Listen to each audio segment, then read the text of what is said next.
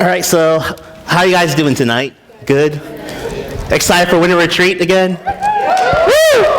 Okay, so we're still going through parables, and tonight I kind of want to do what we've been doing past couple of weeks. I want to put a question out there to you, and I kind of want to hear from you. And after we talk about this question a little bit, we're going to dive into what Jesus says about a particular subject or through a parable. Okay, so let's get that first slide up there. Let's get that question.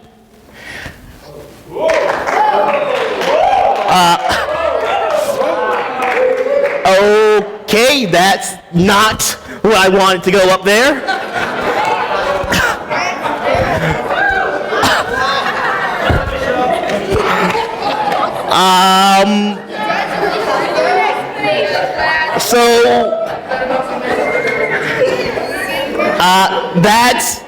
That's new in my life.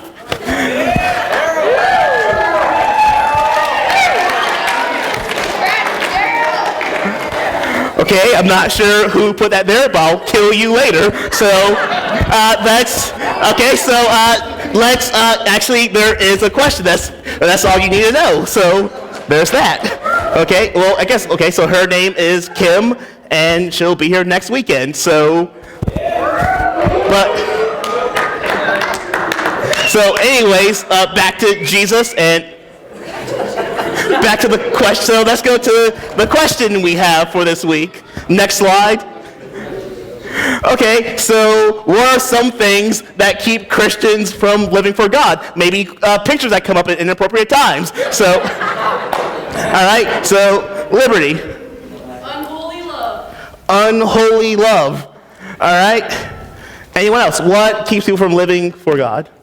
Fear. How many guys would agree with that? That fear keeps people living from God. And not so much people, I mean people that genuinely love Jesus, that fear keeps you living from God. Good. Anyone else? Chris? Say that again. Wanting to live for others. Wanting to live for other things. All right. Anyone else? Time. Okay, so that time pulls us from living for God. So you have all these different things, whether it's time, whether it's fear, whether it's unholy love. And yes, Logan. What about courage? Okay, what do you mean by courage? Like, say, if you fear something, then you get over that fear. Okay, so courage. Say, that's great. So how do we get courage to overcome fear in the Christian life? Were you going to say something, Rachel? Me? Yeah. Okay, so never mind. My bad. I thought your hand did that. If your hand does that, I might call you accidentally. So, okay, so how do we handle that? And we're going to go to Luke chapter 12. And what happens there, you have Jesus. After he's done teaching, this guy shouts out in the middle of his teaching, and it picks up in verse 13. So Luke chapter 12, verse 13. This is what happens. Someone in the crowd said to him, "Teacher, tell my brother to divide the inheritance with me." But Jesus said to him, "Man, who made me a judge or arbitrator over you?" So you have Jesus, he's teaching, and this guy yells out to Jesus, "Jesus, tell my brother to split the inheritance with me." And Jesus is like, "Man," and man literally means dog, or it means dude, or it means yo, or it means none of that. It can just mean man. He says, "Why are you telling me to deal with your money problems?" And Jesus takes that distraction and he turns it to a teachable moment. And this is what he says. Okay, so, and he said to them, "Take care and be on your guard against all covetousness, for one's life does not consist in the abundance of his possessions." That Jesus takes this distraction and he yells to this crowd. He says, "Be on guard." Like, watch your heart. Make sure you don't become covetousness. And basically that word, to break it down, he says avoid greed. Make sure you're not a greedy person. Make sure your life isn't determined by your possessions. That he's getting at this, that the value of your life, it's not determined by how much stuff you have. And yet our hearts are naturally pulled to that our hearts are pulled away from Christ, and it goes after things. And then Jesus tells this parable, and it says this. And he told him a parable saying, the land of a rich man produced plentifully, and he thought to himself, what shall I do? For I have nowhere to store my crops. And he said, I will do this. I will tear down my barns and build larger ones, and there I will store all my grain and all my goods, and I will say to my soul, soul, you have ample goods laid up for many years. Relax, eat, drink, be merry. So this guy, he looks at all his crops, and he devotes his life to being this guy that has tons of things. So he builds this barn, this really big barn, so he can put all of his things there. And what happens? He looks at his life, and it has all this stuff, and he says, I have enough to be happy. He says, soul, relax. That life is going to be good for a really long time. But what that farmer didn't know is that God showed up. And Jesus says this, but God said to him, fool, this night your soul is required of you, and the things you have prepared, whose will they be? So is the one who lays up treasure for himself and is not rich towards God. That this guy takes his entire life to store up things, and God says this, tonight you're going to meet me. And what does your stuff do for you? But yet, like I said earlier, Jesus says, guard your heart so that you don't get consumed by things. And if you remember last week, we talked about the parable of the guy with the two sons. And both sons, they both were messed up. Why? Because the younger son simply wanted what his dad could give him.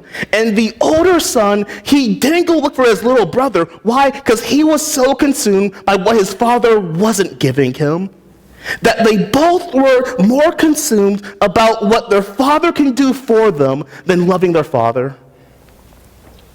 Maybe that's some of us tonight. Maybe we love God not because he's God, but what he can do for us. Or remember the week before, we talked about the parable of the four soils, and Jesus says this, there's one type of soil, there's one type of person that they do really good for a while, that they really look like they're going to be my follower, they really look like they're going to be a disciple, but what happens? The pleasures and riches of this life chokes out their faith. That Jesus says this, be on guard that you're not deceived by your stuff. Be on guard so that the blessings my Father gives to you don't distract you from my Father's heart. But the question becomes this, why? Why are we so distracted by stuff? How many of you guys have ever seen The Hobbit? All right, so the same problem that Bilbo faced is the same problem we face. And we're going to watch a clip right now from The Hobbit where Gandalf and Bilbo are talking about Bilbo going on this journey. And the same reason why Bilbo doesn't want to go on his journey is the very same thing that can keep us from God. So let's play that, and because I enjoy showing The Hobbit anytime I get. Quietly for a moment. You've been sitting quietly for far too long. Tell me, when did doilies and your mother's dishes become so important to you? I remember a young hobbit who was always running off in search of elves in the woods. He'd stay out late, come home after dark, trailing mud and twigs and fireflies. A young hobbit who would have liked nothing better than to find out what was beyond the borders of the Shire. The world is not in your books and maps. It's out there. I can't just go running off into the blue. I am a Baggins of Bag End. You are also a Took. Did you know that your great-great-great-great-uncle Bullwater Took was so large he could ride a real horse? Yes, well, he could. In the Battle of Green Fields, he charged the goblin ranks. He swung his club so hard, it knocked the goblin king's head clean off, and it sailed 100 yards through the air and went down a rabbit hole. And thus the battle was won. And the game of golf invented at the same time. I do believe you made that up. Well, all good stories deserve embellishment. You'll have a tale or two to tell of your own when you come back. Can you promise that I will come back? No. And if you do, you will not be the same. That's what I thought. Sorry, Gandalf, I can't sign this. You've got the wrong Hobbit.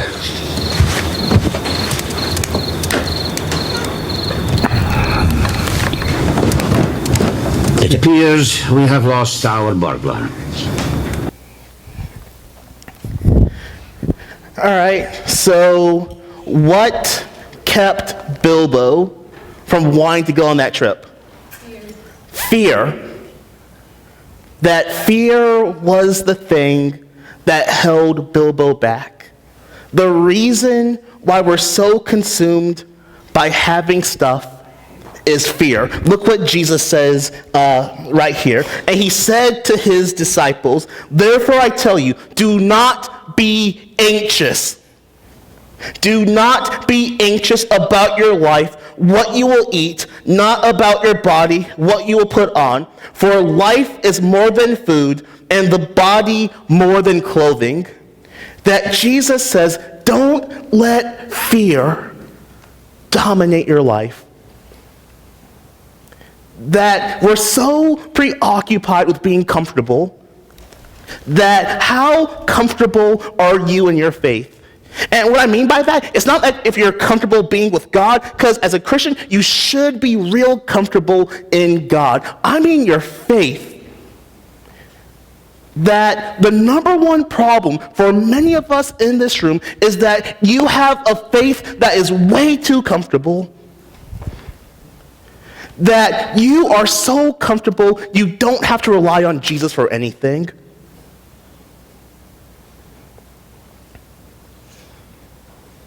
That fear dominates my life. That I've been reading this text for all week, and God has been really hitting me in my own heart. Daryl, you are way too comfortable. And this is where like the rubber hits the road. Would you rather have a really comfortable life and just a little bit of Jesus? Or would you rather be highly uncomfortable and really feel the presence of the very real God? That I love and hate urban hope all at the same time. One, because someone farts in the van and it just smells. It's terrible. And two, because Austin Berkheimer's cooler than me, because the guys kicked me out of the van and then me right with the girls. I remember that. That hurt my feelings. I think Caleb started that vote. But anyways, but seriously, urban hope, it does two things for me. It makes me highly uncomfortable to be in that environment. But at the same time, I end up feeling God in such a way where I don't feel him here. That when it comes to your faith, there should be a little bit of nervousness in your heart. You should do things that challenge you so that there's real nervousness in your heart, so that you really have to rely on God to get you through situations. For some of you, that means you need to teach a small group. For some of you, that means going to Urban Hope, or it means going to Operation Barnabas, or it means counseling at camp, or it means going to the nursing home, or it means going to the hospital ministry. Don't be so comfortable in your faith you miss the heart of God. But how do we get over fear? Right? Jesus gives two examples. This is what he says. Consider the ravens. They neither sow nor reap, they have neither storehouse nor barn, and yet God feeds them. Oh, how much more value are you than the birds? And which of you by being anxious, which of you by being fearful can add a single hour to his span of life? If then you are not able to do such a small thing as that, why are you fearful about everything else?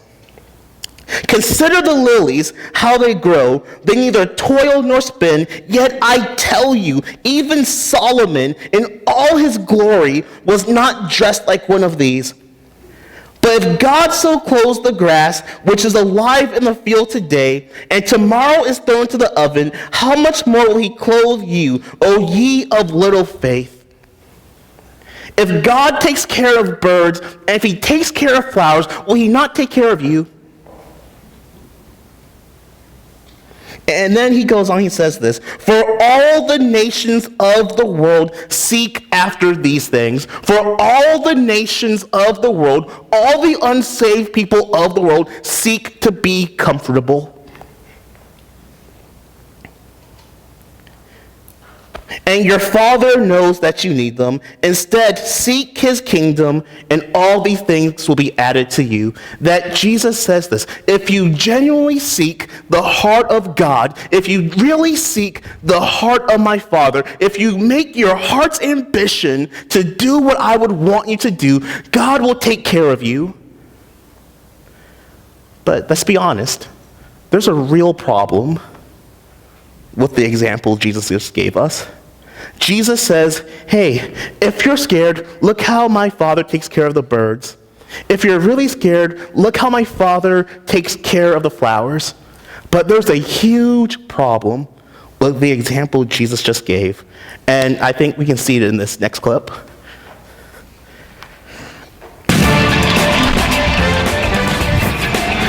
Welcome to The Fumble. I'm Crystal Marie. Randy Johnson is a man of distinction, the big unit who joined Pedro Martinez, Greg Biggio, and John Smoltz as the newest member of the baseball's Hall of Fame on Sunday, accomplished a lot on his way to enshrinement. The 6'11" hurler struck out 10.61 ballers per 9 innings in his 22-year career, still the highest mark ever. His 4,875 strikeouts are the second most of all time, behind Nolan Ryan. He won 5 Cy Young Awards, second only to Roger Clemens' 7. And he's 22nd on the all-time wins list with 303. Oh, and he's also the only professional pitcher in recorded history to accidentally explode a bird with one of his pitches. In a 2001 spring training game with the Arizona Diamondbacks, right in the middle of Johnson's streak of 4 consecutive Cy Youngs, a dove, who must have not been a baseball fan, flew between Johnson and the San Francisco Giants' Calvin Murray.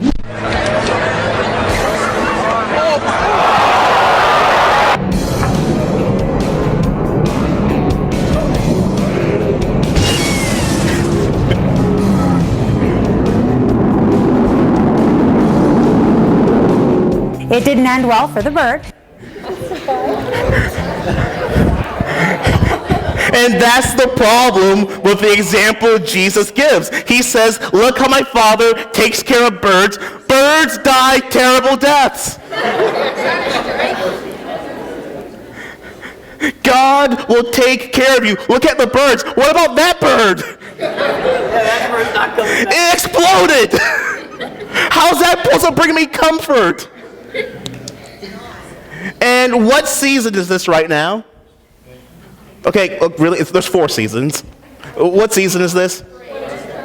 Winter, thank you. Okay, so this is the educated side of the classroom. This is the side that... Never mind. So it's winter. What happens to flowers in the winter? They die. So once again, Jesus says this, seek my Father's kingdom. Okay, come back with me. Come back with me. Thanks. We have like 10 more minutes and I need them. Don't take my time for me. So Jesus says, look to the birds, look to the flowers. God takes care of them, but birds die horrific deaths and flowers die in winter. So if that's true, if that's really true, how does God take care of us? I want you guys to go to the next clip I have right here. So this is Matthew chapter 10. This is verses 29 through 31, and this is what Jesus says. Are not 2 sparrows sold for a penny, and not one of them will fall to the ground apart from your Father? But even the hairs of your head are all numbered. Fear not. Therefore, you are of more value than many sparrows. That in that society, people had to do animal sacrifices.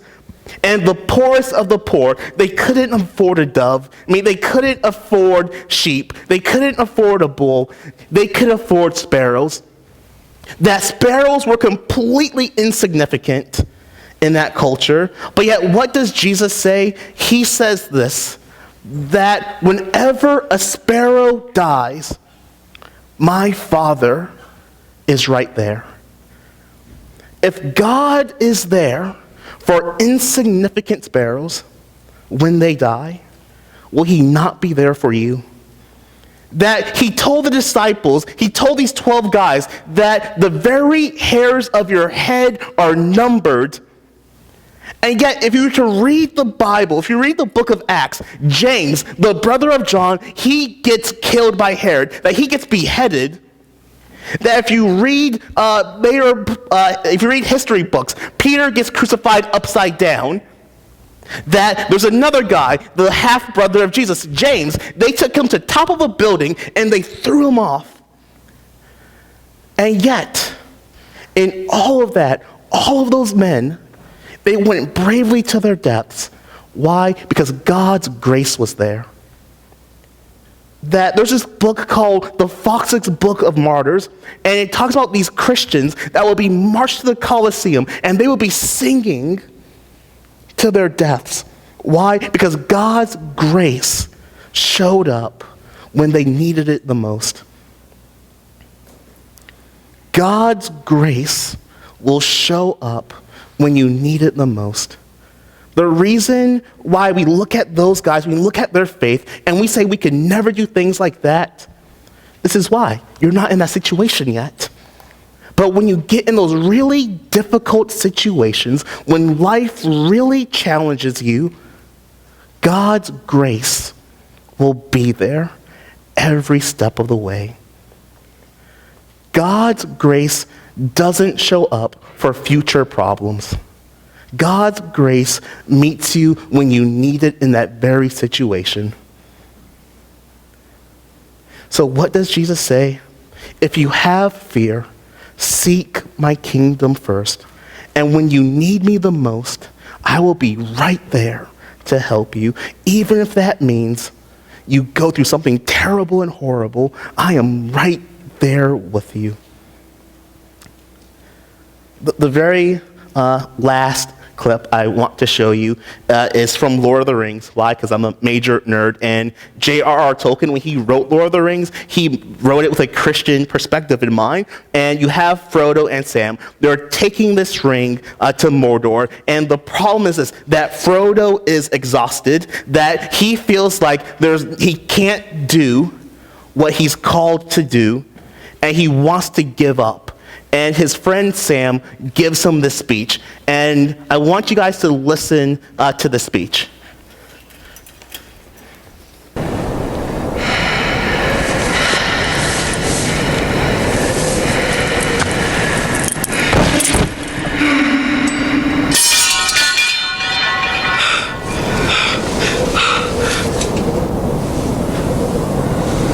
I can't do this, Sam. I know. It's all wrong. By rights, we shouldn't even be here.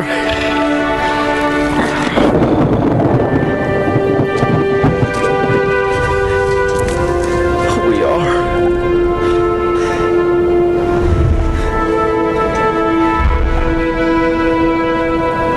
It's like in the great stories, Mr. Frodo. The ones that really mattered. Full of darkness and danger they were. And sometimes you didn't want to know the end. Because how could the end be happy?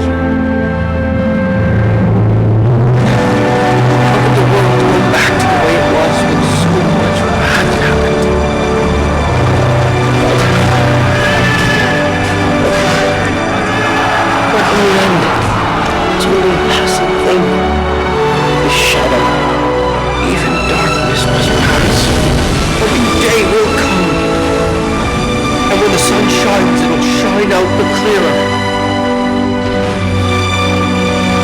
stories that stayed with you, that meant something, even if you were too small to understand why.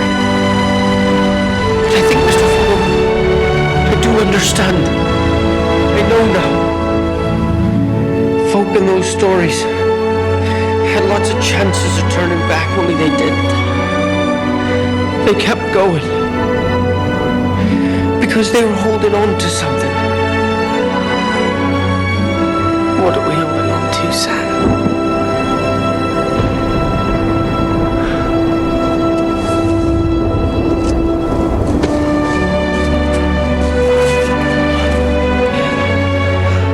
There's some good in this world, Mr. Furlong, and it's worth fighting for.